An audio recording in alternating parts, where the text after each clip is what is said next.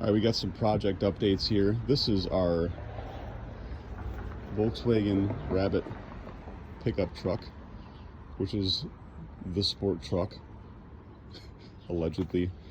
So we picked this thing up from Minnesota, and this is fairly common on these to have some rusty bits here. So we're actually going to go through and we're going to sandblast all this out. This guy had ground it down probably about 12 years ago or something. And you can see the extent of that rot reaches around pretty far. So we're basically going to get some metal, rebuild those strut towers. I'm going to throw this thing obviously on some jack stands first and do that. This side's not as bad. Obviously it does not reach back into here as much. So that's a kind of a saving grace. And as you notice, the engine compartment is sprouting vegetation, which is funny because I just moved this truck here yesterday. But anyway, I have a TDI out of a 2000 Volkswagen Golf that we are going to somehow shoehorn in here with magic. I don't know exactly how that's going to work, but we'll tie it in somehow. We'll figure it out, because that's basically the entire truck's like a unibody. The nice thing is this is a Golf platform if you don't know anything about these old cars. Yeah, I've never really dealt with one of these Rabbit pickup trucks before. Just looking at some of the rust repairs that we need to do down in a bunch of different areas here. It's not in too bad a shape. Got some of this stuff going on too. Windows open from when I moved it. Some mice got at the manual.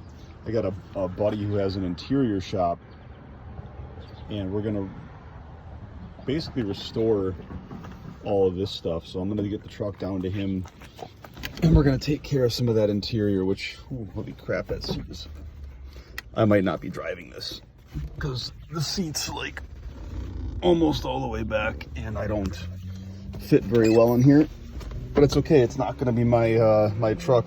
Originally a stick shift vehicle, which makes this easier because we were putting another Manuel transmission in here. Got a nice little location for the e-brake. My kids did not clean out everything I asked them to, which is why there's still spindles in here. These are cool. If you guys remember these things, who's probably burned yourself on one. So the interior is in pretty good shape. I honestly would love to keep this old Jensen tape deck if this thing still works. But you can see some of the dash started splitting open and things like that. You know, some of this stuff still functions. I haven't even really looked in here. There's pictures of some guy. I think that's a dude that owned the truck. And oh my God, we have tape deck adapters. That's so cool. Got all kinds of fun jazz in here, and I think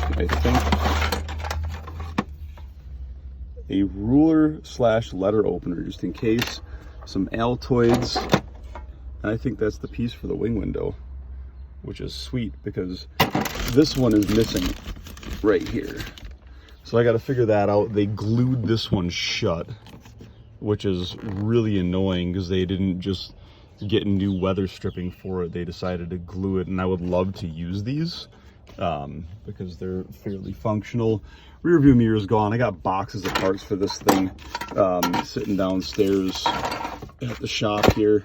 So, but yeah, I mean, overall the truck's in pretty good shape. We are going to take the interior out. We got some fancy little gauges here and a VDO clock, which is just awesome. So don't want to leave the keys in it, right? We do have the original steering wheel for this thing too, which I don't know if we'll use or not. I am noticing I really don't fit in this car.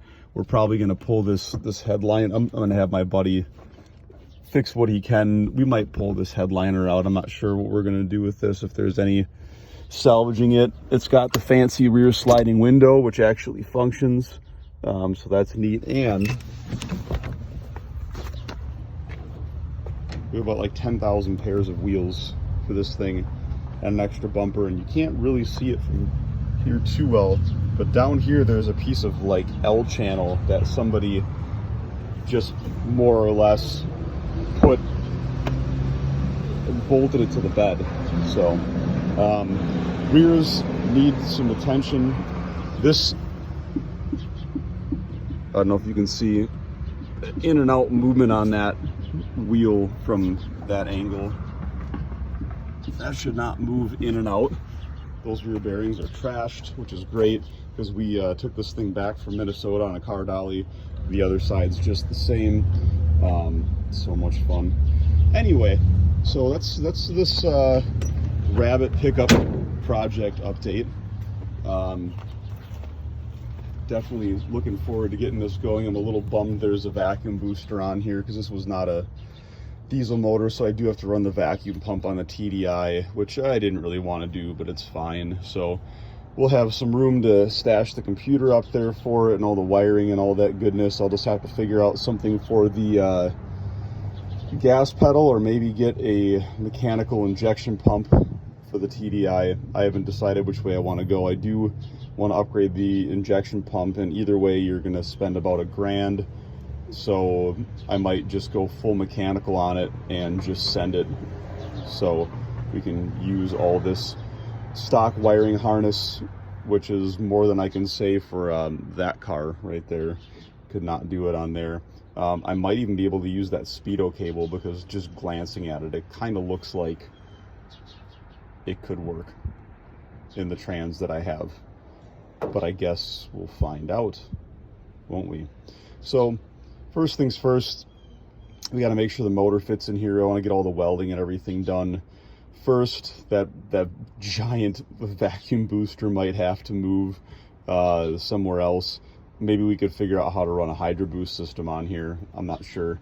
Could be interesting. So anyway, we're gonna wrap this up, and we'll do another project update on this beast later, because we got some coilovers, if you can see them kind of peeking out of the wheel wells over there.